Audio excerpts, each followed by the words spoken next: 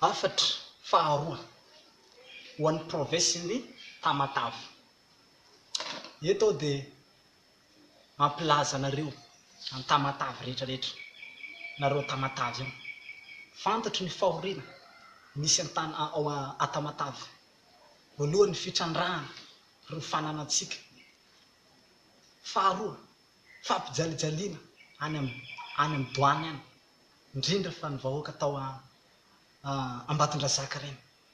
Natsapa fangirifirina nareo tao Tamatave tao, tamin'ny fitrandrahana ny harenanareo. Indrindra moa fa Moramanga faritsy ny Antananarivo iny, tena natsapa fijaliana.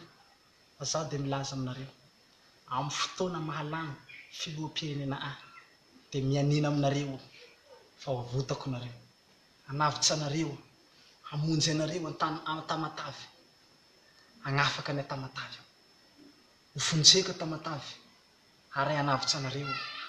Ka eto dia mampitondra hafatra ho anareo fa hagnafaka ny Tamatave ary mianina miozo ny eto anatrehan'ny vahoaka.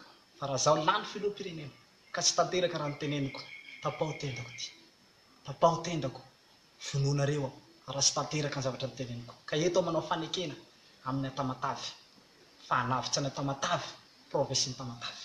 Havotako nareo, reny province-ny Tamatave ray manontolo, indrindra fa reny lalana mandeha Mananara reny, reny fijaliam-potaka, lalana tsisy fiakarana ravanisy jorofo.